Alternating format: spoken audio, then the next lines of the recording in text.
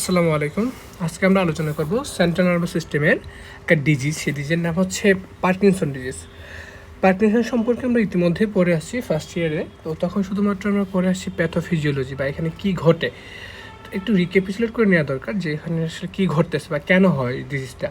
Parkinson ডিজিজটা হচ্ছে কি একটা নার্ভাস সিস্টেমের প্রোগ্রেসিভ ডিজিজ, যেটা যখন বয়স্ক মানুষদের ক্ষেত্রে, যাদের বয়স হচ্ছে মোটামুটি 50 থেকে 60 এই বয়সে গিয়ে তখন নিউরাল ডিজেনারেশন ঘটে। আর যখন নিউরাল ডিজেনারেশন ঘটলে তখন ডোপামিন লেভেল কমে যায়। আর ডোপামিন লেভেল কমে গেলে তাদের মধ্যে কিছু সাইন সিমটম দেখা যায়। সেই সাইন সিমটমের মধ্যে একটা হচ্ছে ট্রেমর ডেভেলপ করে। দেন হচ্ছে এখানে এই ট্রেমরটা কখন হয় সেটা হচ্ছে রেস্টিং ট্রেমর, মানে যখন সে রেস্টিং অবস্থায় থাকে তখন এই ট্রেমরটা হয়ে থাকে, এটাকে বলা থাকে রেস্টিং ট্রেমর। এবং ওইখানে একটা মুভমেন্ট হয়, সেই মুভমেন্ট হচ্ছে পিল রুনিং মুভমেন্ট, মানে পিল রুনিং তাসবি গোটা গুনার মতো যে মুভমেন্ট সেটাকে বলা থাকে পিল রুনিং মুভমেন্ট। দেন সেকেন্ড যে সিমটমটা ডেভেলপ করে সেটা হচ্ছে মাসেল রিজিডিটি, মাসেলটা শক্ত হয়ে যাওয়া, রিজিডিটি। থার্ড যে সমস্যা নিয়ে আসে সেটা হচ্ছে ব্রেডিকাইনেশিয়া। সেই ব্রেডিকাইনেশিয়াতে কী ঘটতেছে? ব্রেডিকাইনেশিয়াতে ঘটতেছে হচ্ছে যে তার কোনো একটা মুভমেন্ট শুরু করতে অনেক বেশি দেরি হয়, যে দেখো এই বয়স্ক লোকটার ক্ষেত্রে তার হাতগুলা কেমন হয়ে আছে বা একটু কুজু হয়ে আছে, তার হাঁটবে হচ্ছে পার্কিনসনিয়ান হাঁটাটা একটু ভিন্ন ধরনের হাঁটা। তো ওভারঅল এই তিনটা সিমটম দেখা যায়। একটা হচ্ছে ট্রেমর, সেটা রেস্টিং অবস্থা দেখা যায়, যখন কোনো কাজ শুরু করে তখন আর সমস্যা হয় না। তার মাসেল রিজিডিটি দেখা যায়, এবং একটা হচ্ছে ব্রাডিকাইনেশিয়া ডেভেলপ করে। এই মাসেল রিজিডিটি আবার দুই ধরনের, একটা হচ্ছে কি আমাদের কগওয়াল রিজিডিটি, আর একটা হচ্ছে লেড পাইপ রিজিডিটি। একটা হচ্ছে কগওয়েল একটা হচ্ছে লেড পাইপ। এই কগওয়েলটা ইনভলভ করে আপার এক্সট্রিমিটি, এটা হচ্ছে আপার এক্সট্রিমিটি কগওয়েল হয়, আর লোয়ার এক্সট্রিমিটি হচ্ছে লেড পাইপ রিজিডিটি। তারপর চলে আসছে এটা কখন ঘটে, কেন ঘটে। এটা আমি একটু আগেই বলে আসছি যে এটাতে কী ঘটতেছে। এটা মূলত সেন্ট্রাল নার্ভাস সিস্টেম যখন ডিজেনারেশন ঘটে তখন এই সমস্যাটা ঘটে। এবং যখন 20 থেকে 40% ডোপামিনার্জিক নিউরন নষ্ট হয় তখন সাইন সিমটম ডেভেলপ করে। আর যখন হচ্ছে তার 40 থেকে 70% নষ্ট হয় তখন সিভিয়ার সাইন সিমটম ডেভেলপ করে।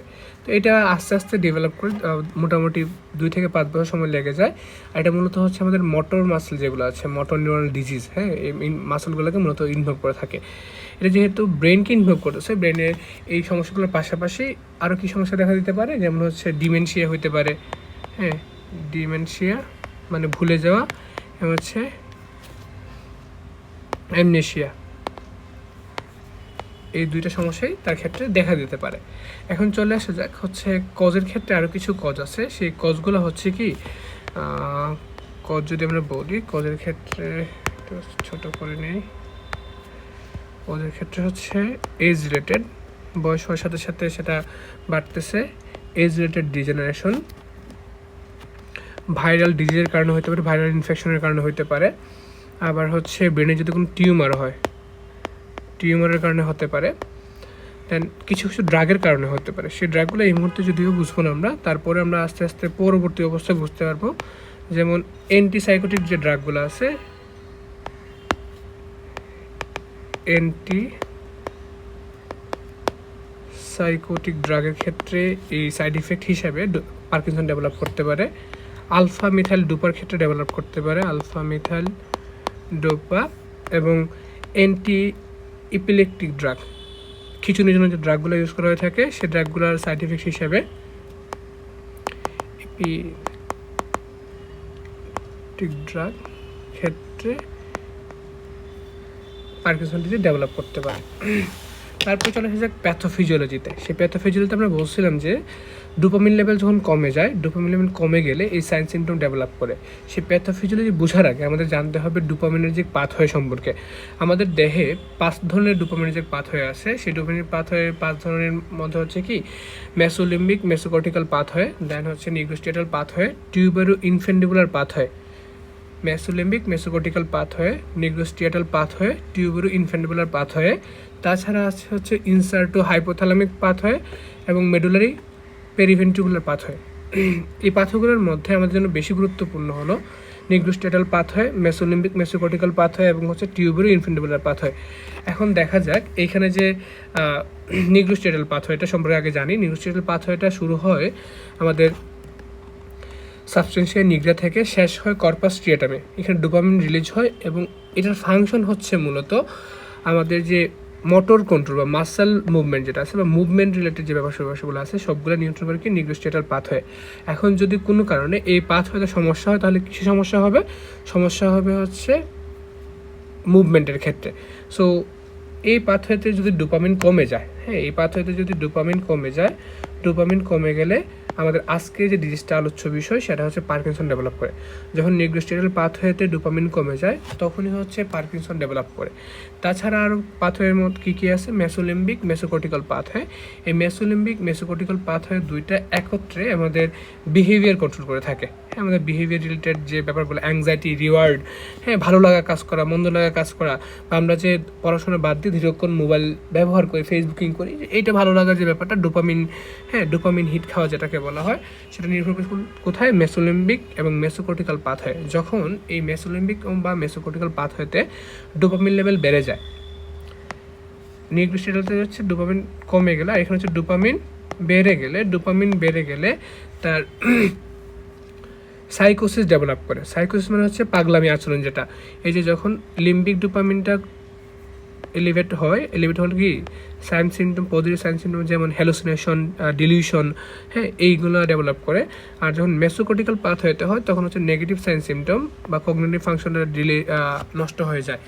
তাছাড়া আরেকটা পাথওয়ে আছে হচ্ছে টিউবেরো ইনফেন্ডিবুলার পাথওয়ে। সেই টিউবেরো ইনফেন্ডিবুলার পাথওয়েটা মূলত পিটুইটারি গ্ল্যান্ড থেকে প্রোলাকটিন সিক্রেশন, পিটুইটারি গ্ল্যান্ড থেকে সেটা হচ্ছে পিটুইটারি থেকে প্রোলাকটিন সিক্রেশন থেকে কন্ট্রোল করে। যখন এই টিউবেরো ইনফেন্ডিবুলার পাথওয়েতে ডোপামিন কমে যায়, ডোপামিন কমে গেলে তাহলে কি বেড়ে যাবে? প্রোলাকটিনের উপর যে রেগুলেটরি পাওয়ার ছিল সেটা কমে যাবে। তাহলে কি প্রোলাকটিন তখন বেড়ে যাবে। আর যদি প্রোলাকটিন বেড়ে গেলে মেল এবং ফিমেলের ক্ষেত্রে কিছু সমস্যা দেখা যায়। মেলের ক্ষেত্রে তখন যে সমস্যা হতে পারে, প্রোলাকটিন বাড়লে যদি মেলের ক্ষেত্রে হয় গাইনেকোমেশিয়া এবং ফিমেলের ক্ষেত্রে হয়ে থাকে গ্যালাক্টোরিয়া এবং লস অফ লিবিডো। আচ্ছা, তাহলে আমরা মোটামুটি এখন এই ডোপামিনার্জিক পাথওয়ে সম্পর্কে জানলাম। এটার মধ্যে আমাদের গুরুত্বপূর্ণ কোনটা? একটা হচ্ছে নিগ্রোস্টেটাল pathway, mesolimbic mesocortical pathway, টিউবেরো ইনফেন্ডিবুলার pathway.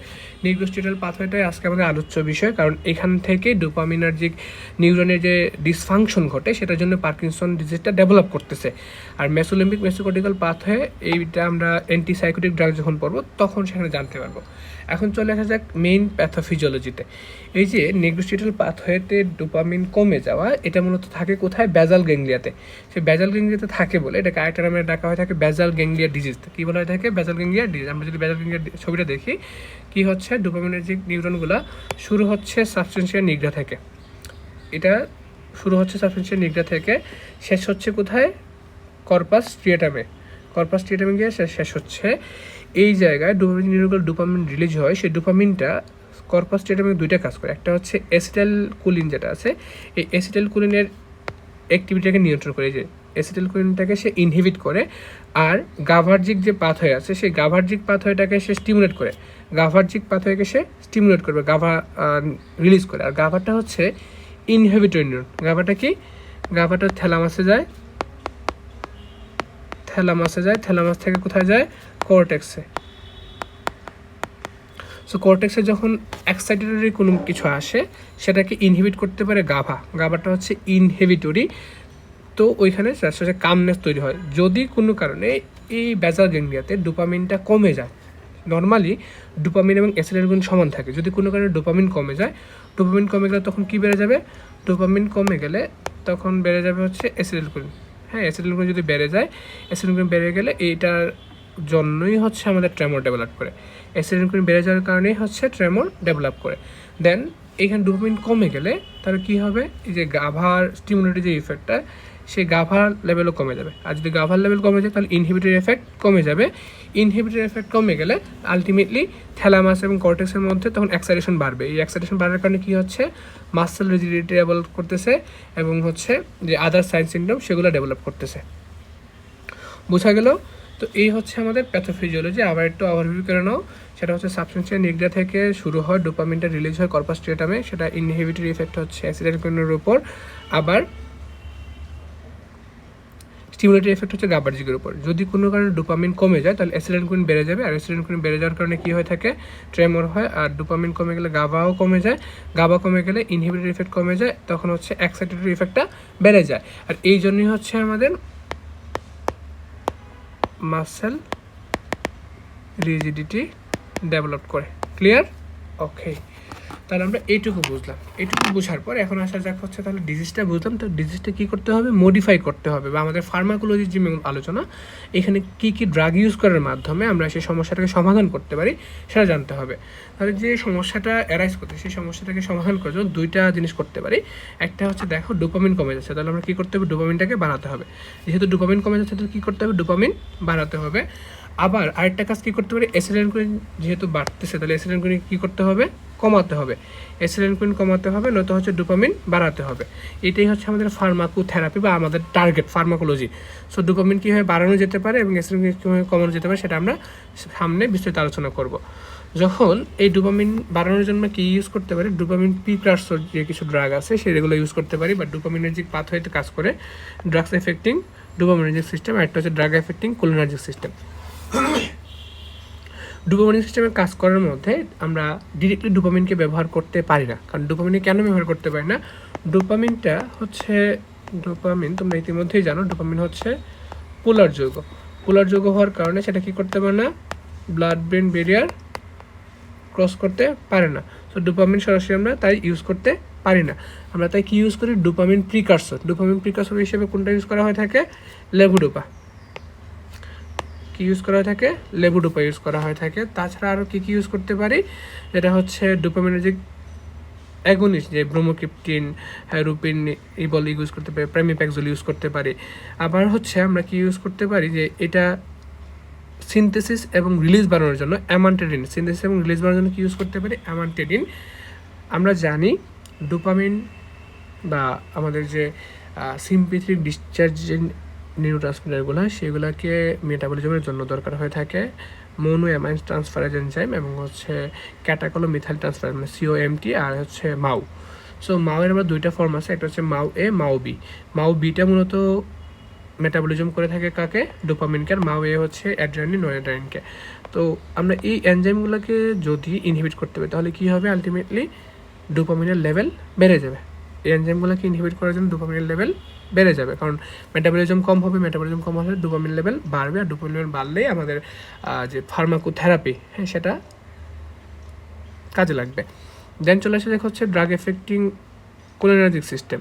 Cholinergic system আমরা বলে আসছিলাম অ্যাসিটাইলকোলিন বাড়ার কারণে সমস্যা হচ্ছে, তাই কী করতে হবে, অ্যাসিটাইলকোলিন যেন কমে যায় সে ব্যবস্থা করতে হবে। অ্যাসিটাইলকোলিন কমার জন্য আমরা কী ইউজ করবি, আমরা হচ্ছে অ্যান্টিমাস্কিনিক ড্রাগ হিসাবে কি ইউজ করে থাকি, প্রোসাইক্লিডিন, বাইপেরিডিন। প্রোসাইক্লিডিন, বাইপেরিডিন এগুলো আমরা ব্যবহার করে থাকি। ক্লিয়ার? তাহলে আমরা অ্যান্টি পার্কিনসন ড্রাগকে মোটা দাগে দুই ভাগে ভাগ করতে পারি, একটা হচ্ছে ডোপামিনার্জিক সিস্টেমকে অ্যাক্টিভেট করে, আর একটা হচ্ছে কোলিনার্জিক সিস্টেমকে ইনহিবিট করে। ডোপামিনার্জিককে আবার চার ভাগে ভাগ করা যায়, ডোপামিন প্রিকারসর হিসেবে লেভোডোপা ইউজ করি, দেন হচ্ছে ডোপামিনার্জিক অ্যাগনিস্ট হিসেবে ব্রোমোক্রিপ্টিন, রুপিনিভেল ইউজ করতে পারি, প্রাইমিপ্যাক্সোল ইউজ করতে পারি, আর যে এনজাইমগুলোকে ইনহিবিট করার জন্য মাউ ইনহিবিটর, কমটি ইনহিবিটর ইউজ করতে পারি। রিলিজ বাড়ানোর জন্য আমরা অ্যামান্টেডিন ইউজ করে থাকি। আবার আরেকটা জিনিস হচ্ছে কি, যে পেরিফেরাল কনভার্সন ঘটে, কখনো কখনো ডোপামিনের পেরিফেরাল কনভার্সন ঘটে, সেটার জন্য আমরা কার্ভিডোপা ইউজ করি, যে পেরিফেরাল ডিকার্বক্সিল এনজাইম ইনহিবিটরের জন্য কার্ভিডোপা ইউজ করি, সেটা আমরা বিস্তারিত সামনে জানবো। ওকে, তাহলে আমরা ফার্মাকোথেরাপি এবং ফার্মাকোলজি মেইন ড্রাগ ক্লাসিফিকেশনগুলো জানলাম। এখন চলে আসা যাক ইন্ডিভিজুয়াল ড্রাগ নিয়ে আলোচনায়। সেই ইন্ডিভিজুয়াল নিয়ে ড্রাগ নিয়ে আলোচনায় আমাদের জন্য সবচেয়ে বেশি গুরুত্বপূর্ণ হচ্ছে লেভোডোপা। আমরা ডোপামিন কেন ইউজ করি না, একটু আগে বলে আসছি যে ডোপামিনটা পোলার যৌগ, পোলার হওয়ার কারণে ব্লাড ব্রেন ব্যারিয়ার ক্রস করতে পারে না, তাই হচ্ছে আমরা সেটা কী করি না, ব্যবহার করি না। আমরা কোনটাকে ইউজ করি, লেভোডোপাকে ইউজ করি, কারণ লেভোডোপা হচ্ছে লিপিড সলিবল এবং এটা ব্লাড ব্রেন ব্যারিয়ার ক্রস করতে পারে। লেভোডোপা হচ্ছে lipid soluble, blood brain barrier cross করতে পারে। ব্লাড ব্রেন ব্যারিয়ার যখন ক্রস করে তখন হচ্ছে তার অ্যাক্টিভিটি বেসাল গ্যাংলিয়াতে সেটা ভেঙে গিয়ে কী হয়ে যায়, লেভোডোপাটা ডোপার ডিকার্বোক্সিলেজ এনজাইমের উপস্থিতিতে ডোপামিন হয়, আর ডোপামিন লেভেল যখন বাড়ে, ডোপামিন লেভেল যখন বাড়লে আলটিমেটলি আমাদের সাইন সিমটমগুলো ঠিক হয়ে যায়। তবে ডিজিজটা পুরোপুরি মডিফাই করা যায় না, সাইন সিমটমগুলো হচ্ছে রিজলভ করে। সো এটাতে একটা সমস্যা হচ্ছে কি, যে লেভোডোপাটার পেরিফেরাল কনভার্সন বেশি হয়। লেভোডোপা পেরিফেরাল কনভার্সন ডোপা ডিকার্বোক্সিলেজ এনজাইমের কারণে উপস্থিতিতে তখন পেরিফেরাল ইন্টেস্টাইনে হচ্ছে 70% মেটাবলিজম হয়ে যায়, বাকি 27-29% মেটাবলিজম হয় পেরিফেরাল টিস্যুতে, এবং 1-3% শুধুমাত্র পৌঁছায় ব্রেনের ক্ষেত্রে, বা আমাদের যে টার্গেটটা সেই টার্গেটটা অ্যাচিভ করার জন্য মাত্র কাজে থাকে 1-3%।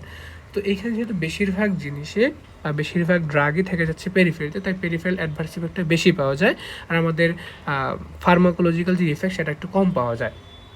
তাই দেখা গেল যে এই জায়গায় ডোপা ডিকার্বোক্সিলেজ এনজাইমটাকে যদি কোনোভাবে ইনহিবিট করতে পারি তাহলে পেরিফেরাল কনভার্সন কমবে, আর পেরিফেরাল কনভার্সন কমলে তখন হচ্ছে ব্রেইনে ডোপামিন লেভেল বাড়বে, আর ব্রেইনে যদি ডোপামিন লেভেল বাড়ে তা আমাদের ফার্মাকোলজিক্যাল ইফেক্টটা বেশি পাবো। তাই টার্গেট করা হলো কাকে, ডোপা ডিকার্বোক্সিলেজ এনজাইমকে।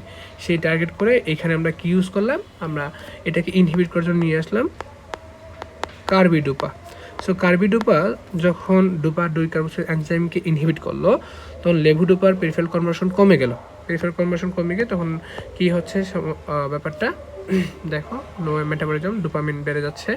40% হচ্ছে ইন্টেস্টাইনে হয়, 50% পেরিফেরাল টিস্যুতে, 10%টা বেসাল গ্যাংলিয়াতে। আগে ছিল মাত্র 3%, এখন হচ্ছে 10%।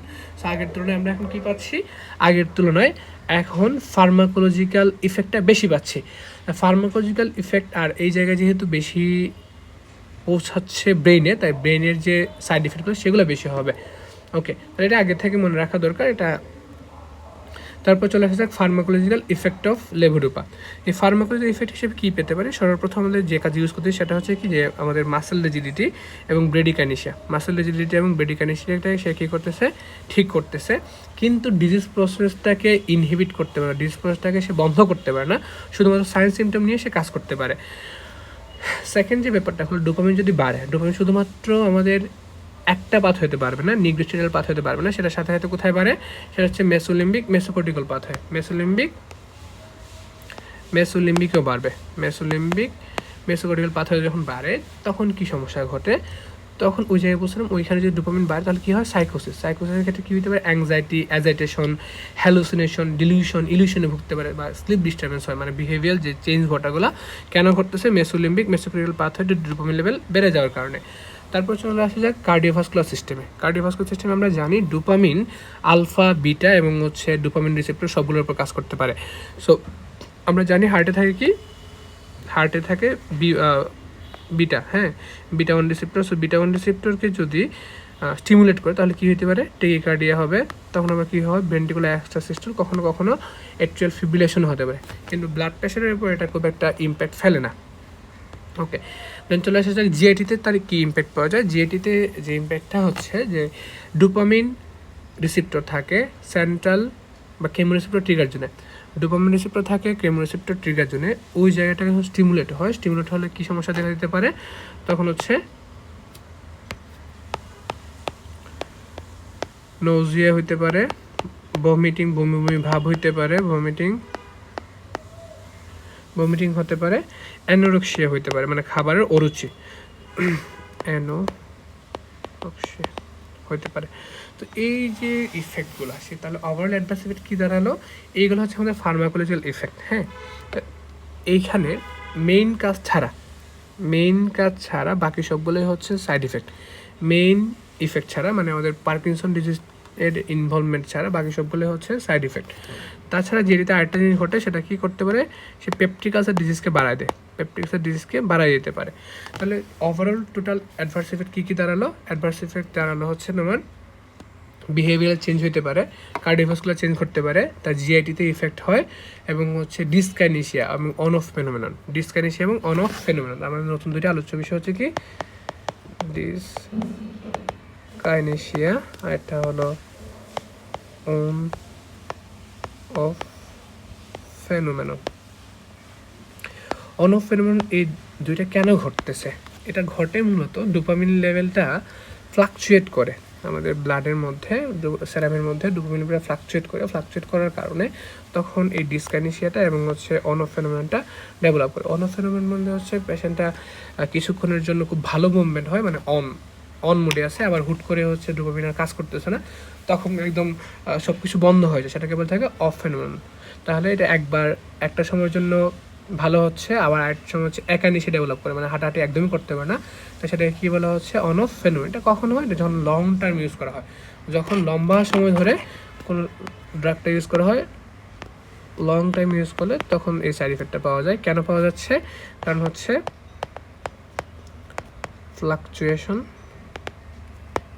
Of dopamine level. Clear? Okay, তাহলে এই অ্যাডভার্স ইফেক্ট যদি এত বেশি থাকে তাহলে রুগী কি ড্রাগটা ব্যবহার করবে? না, ব্যবহার করতে চাইবে না। তাই আমাদের চেষ্টা করতে হবে যেন অ্যাডভার্স ইফেক্টগুলো কমানো যায়। তো অ্যাডভার্স ইফেক্টগুলো কমানোর জন্য কিছু পদ্ধতি ফলো করা যেতে পারে। যে ডিসকানেশিয়া যেটা ডেভেলপ করে, সেই ডিসকানেশিয়া প্রিভেন্ট করার জন্য আমরা চাইলে কয়েকটা পদ্ধতি ফলো করতে পারি, যেমন এক্সটেন্ডেড রিলিজ ট্যাবলেট ব্যবহার করতে পারি, লেভোডোপা কম্বাইন্ড উইথ কার্বিডোপা এবং ক্যাটাক্লোমিথাল ট্রান্সফার ইনহিবিটর। হ্যাঁ, ওর সাথে যখন আমরা কম্বিনেশন ইউজ করলে কী হবে? পেরিফেরাল যে মেটাবলিজম সেটা কমে যাবে। পেরিফেরাল মেটাবলিজম কমে গেলে সেন্ট্রাল নার্ভাস সিস্টেমে সেটা কনসেন্ট্রেশন বাড়বে। তাই হচ্ছে ফিক্সড ডোজ হিসাবে এই তিনটাকে দেওয়া হয়, লেভোডোপা, কার্বিডোপা এবং কম্পট ইনহিবিটরকে ইউজ করা থাকে। স্যার আরেকটা পদ্ধতি ফলো করা হয়, সেটা হচ্ছে ড্রাগ হলিডে। বর্তমানে অবশ্য ড্রাগ হলিডে প্রেফার করা হয় না। তাহলে আমরা এই জিনিসগুলো করার মাধ্যমে কী করতে পারি? তার ডিসকাইনেশিয়া রিলেটেড যে অ্যাডভার্স ইফেক্ট সেটাকে দূর করতে পারি। সেকেন্ড একটা যে সমস্যা হয় সেটা হচ্ছে অ্যাডভার্স ইফেক্টের মধ্যে জিআইটি অ্যাডভার্সে কী হয়? Severe nausea, vomiting, anorexia, peptic ulcer disease. এইখানে যে ভমিটিং বা নৌজিয়াটা হয় কেন হচ্ছে?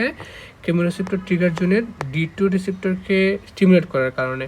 তাহলে আমরা এই জায়গায় অন্য কোনো অ্যান্টি ইমিটিক ইউজ করতে পারবো না।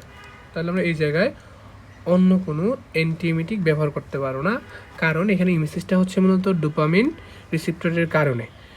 কিন্তু এখানে যদি অ্যান্টিএমিটিক হিসেবে আমরা ডোপামিনার্জিক ড্রাগগুলো যেমন ডমপেরিডন, হ্যাঁ, মেটোকোপ্রোমাইড এগুলো ব্যবহার করি, তাহলেও সমস্যা। কারণ ডোপামিন ইনহিবিটর যদি ইউজ করা হয়ে থাকে, অ্যান্টি ডোপামিনার্জিক ড্রাগ ইউজ করা হয়, তখন আমরা যে টার্গেটের জন্য ডোপামিনটা ব্যবহার করতেছিলাম বা যেটার জন্য লেভোডোপা ব্যবহার করছিলাম, সেটাই কী হবে? সেই ইফেক্টটাই মিটিগেটেড হয়ে যাবে, সেই ইফেক্টটাই কমে যাবে। তাই আমরা এখানে কি ইউজ করতে পারি না? তাই আমরা চাইলেও এখানে আমরা অ্যান্টিএমিটিক হিসাবে অ্যান্টি ডোপামিনার্জিক ড্রাগ ইউজ করতে পারি না। অন্যান্য অ্যান্টিএমিটিক ইউজ করলেও সেটা কাজ হয় না। তাহলে এই অ্যাডভার্স ইফেক্টটা প্রিভেন্ট করার জন্য কী করা যেতে পারে? সেই অ্যাডভার্স ইফেক্টকে প্রিভেন্ট করার জন্য তিনটা পদ্ধতি ফলো করে যেতে পারে। তিনটা পদ্ধতি, একটা হচ্ছে খাবার পরপরই ওষুধটা খাওয়া এবং ওষুধটাকে লো ডোজে খাওয়া বা 3-4টা লো ডোজে খাওয়া, এবং আরেকটা ব্যাপার হলো কি যে আমরা যদি খাবার আধা ঘন্টা আগে অ্যান্টাসিড গ্রহণ করি তখন এই অ্যাডভার্স ইফেক্টটা পাওয়া যাবে না। তো এই অ্যাডভার্স ইফেক্টটাকে প্রিভেন্ট করার জন্য আমরা কী ইউজ করতে পারি? খাবার পরপরই মেডিকেশন এবং এখানে অ্যান্টাসিড গ্রহণ করা এবং লো ডোজে ওষুধটাকে ইনটেক করা। ঠিক আছে, এটুকু ক্লিয়ার হলো। এটুকু ক্লিয়ার হওয়ার পরে এখন চলে আসা হচ্ছে আমাদের পরবর্তী যে জিনিসটা, কোথায় কোথায় আমরা এই ড্রাগটা ইউজ করব না, কোথায় আমরা এই ড্রাগটা ইউজ করব না। যেসব জিনিস তার অ্যাডভার্স ইফেক্ট ছিল সেগুলোতেই হচ্ছে তার কন্ট্রাইন্ডিকেশন। যে সব জায়গায় তার হচ্ছে অ্যাডভার্স ইফেক্ট ছিল সেগুলো হচ্ছে তার কন্ট্রাইন্ডিকেশন। প্রথমে অ্যাডভার্স ইফেক্টের মধ্যে কী ছিল? মেসোলিম্বিক মেসোকর্টিক্যাল পাথওয়েতে তার লেভেলটা বেড়ে যাওয়ার কারণে সাইকোসিস ডেভেলপ করে বা সাইকোসিস করতে পারে।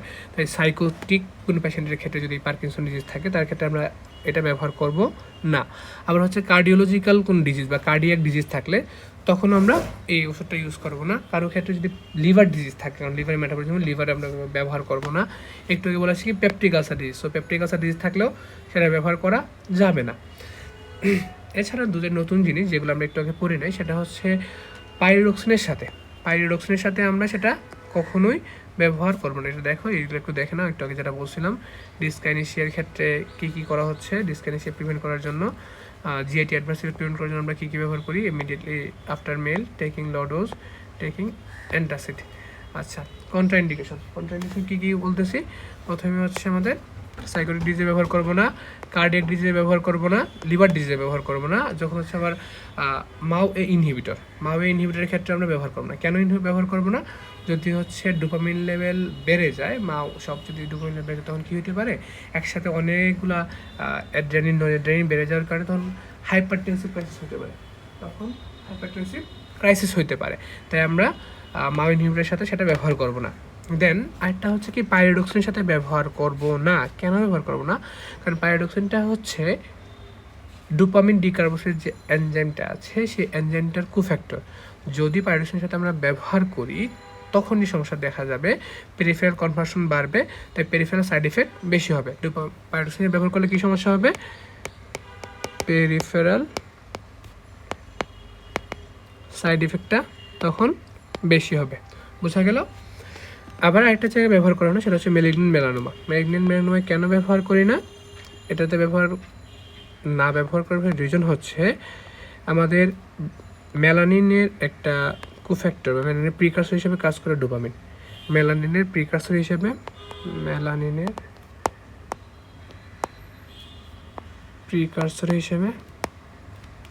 ডোপামিনের একটা ইফেক্ট আছে। তো যদি ম্যালিগন্যান্ট মেলানোমা বা স্কিন ক্যান্সার, তো তখন মেলানিন বেড়ে গেলে আবার সমস্যা কী হবে? এই ডিজিজটা বেড়ে যাবে। তাই আমরা সেই সব ক্ষেত্রে এটা ব্যবহার করি না। ক্লিয়ার? তাহলে এইটুকু আমাদের বোঝা গেল ডোপামিনের যে ড্রাগগুলোর যে ইফেক্ট আছে, সেই ইফেক্ট আমরা বুঝতে পারছি। এখন আমরা দেখবো হচ্ছে অ্যান্টিকোলিনার্জিক ড্রাগ। হ্যাঁ, অ্যান্টিকোলিনার্জিক ড্রাগ হিসেবে কী কী ব্যবহার করা হয় একটু আগে বলছি। এখানে কী কী ব্যবহার করা হচ্ছে? এখানে ব্যবহার করা হয় প্রোসাইক্লিডিন, বাইপেরিডিন, ব্যানহেক্সল, ব্যানস্ট্রোপিন। এটা সব ক্ষেত্রে ইউজ করা হয় না, বা প্রথম ড্রাগ হিসেবে ব্যবহার করা না। কখন ব্যবহার করা হয়? তখনই যখন অ্যান্টিসাইকোটিক ড্রাগের কারণে, যখন antipsychotic drug induced Parkinson disease হয়, antipsychotic drug induced Parkinson disease হয়, ওইসব ক্ষেত্রে আমরা অ্যাসিটাইলকোলিন ব্যবহার করি।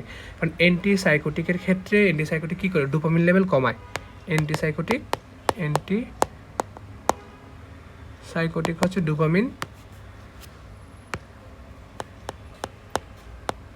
ডোপামিন কমিয়ে দেয়।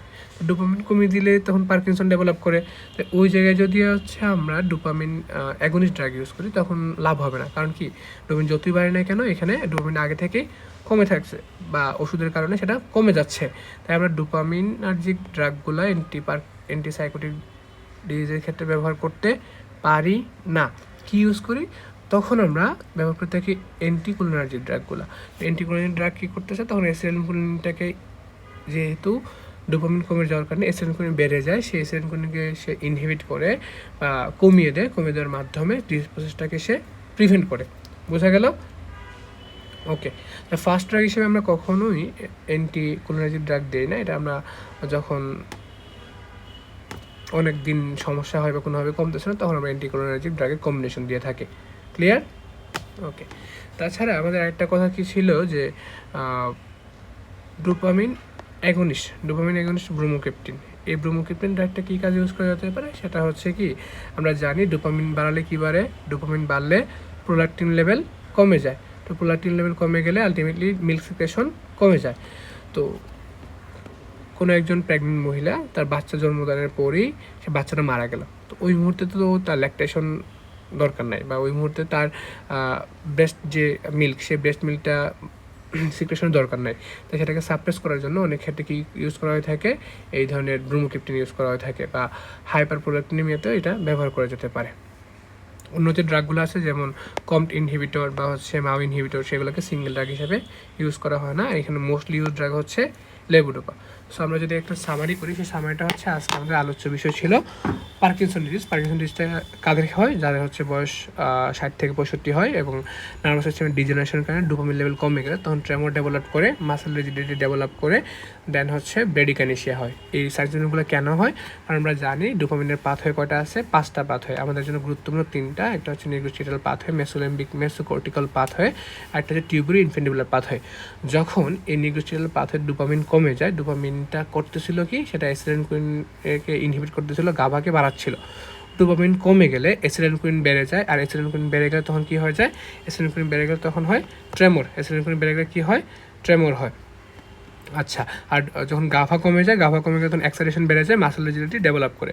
আমাদের ফার্মাকোথেরাপি কি, ফার্মাকোথেরাপিতে ডোপামিন বাড়াতে হবে, অ্যাসিটাইলকোলিন কমাতে হবে, তাই আমরা ডোপামিন এগোনিস্ট কিছু ড্রাগ ইউজ করি আর অ্যান্টি কোলিনার্জিক কিছু ড্রাগ ইউজ করি। আমরা ডোপামিন এগোনিস্টের মধ্যে লেভোডোপাকে মোস্ট প্রেফারেবল, আমরা ডোপামিন ডিরেক্টলি ব্যবহার করি না, কারণ ডোপামিন পোলার, সেটা ব্লাড ব্রেন ব্যারিয়ার ক্রস করতে পারে না। লেভোডোপা কেন ইউজ করি, কারণ সেটা হচ্ছে ব্লাড ব্রেন ব্যারিয়ার ক্রস করতে পারে এবং সেটা বেজালিনের ডোপামিন লেভেল বাড়ায় দেয়। তো এখানে একটা সমস্যা হয় কি, এখানে ডোপা ডিকার্বক্সিল এনজাইমের কারণে পেরিফেরাল কনভার্সন বেশি হয়, তাই সেটাকে প্রিভেন্ট করার জন্য আমরা কী করি, লেভোডোপা এবং কার্বিডোপার কম্বিনেশন ব্যবহার করি। ক্লিয়ার? পেরিফেরাল ইফেক্ট দেখলাম, এখন ফার্মাকোলজি ইফেক্ট, সেটা মাসল রিজিডিটি ছাড়া বাকি সবগুলো কি তাই অ্যাডভার্স বিহেভিয়ার চেঞ্জ ঘটে, মেসোলিম্বিক মেসোকোরিয়াল পাথ হতে সিভি সেট্রিকিকার্ডিয়া ভেন্ট্রিকুলার একটা সিস্টেম হয় থাকে। জিআইটিতে এই যে ক্রেমোসোর ট্রিগার জোনকে সে স্টিমুলেট করে, তাই nausea, vomiting, anorexia, peptic ulcer disease করতে পারে। অ্যাডভার্সকে প্রিভেন্ট করার জন্য ডিসকাইনিশিয়া প্রিভেন্ট করার জন্য আমরা কী করি, এই যে extend release tablet, levodopa, carbidopa এবং ইনহিবিটর কম্বিনেশন ইউজ করা হয়, ড্রাগ হোলিডে দেওয়া হয়। আবার হচ্ছে correction of GIT adverse effect, একটু আগেই বলছি কন্ট্রাইন্ডিকেশন কি, যে সব জিনিসের সমস্যা এইসব জিনিস আমরা ব্যবহার করবো না, যেমন সাইকোসিস ব্যবহার করবো না, কার্ডিয়াক ডিজিজ ব্যবহার করবো না, লিভার ডিজিজ ব্যবহার করবো না, মাও ইনহিবিটরের সাথে ব্যবহার করবো না। প্যারাডক্সিনকে কেন ব্যবহার করবো না, কারণ পেরিফেরাল অ্যাডভার্স ইফেক্ট বেশি হয়। প্যারাডক্সিন কী করতেছে, এটা হচ্ছে এনজাইমের কোফ্যাক্টর, এটা হচ্ছে এনজাইমের কোফ্যাক্টর হিসেবে কাজ করে। তো আমরা এনজাইম কোফ্যাক্টর কাজ করে বলে আমরা এটাকে ব্যবহার করবো না। আর মেলানিন মেলানোমাতে কেন ব্যবহার করবো না, কারণ মেলানিন মেলানোমাতে কী ঘটে, মেলানিন প্রিকার্সর যেগুলো আছে, মেলানিন প্রিকার্সরের ক্ষেত্রে তখন এই সমস্যাটা বেড়ে যেতে পারে। ক্লিয়ার? সো এই ছিল আমাদের আজকের আলোচনা। ইনশাল্লাহ নেক্সট ক্লাস থেকে আমরা সিএনএস এর বাকি টপিকগুলো নিয়ে আলোচনা করবো।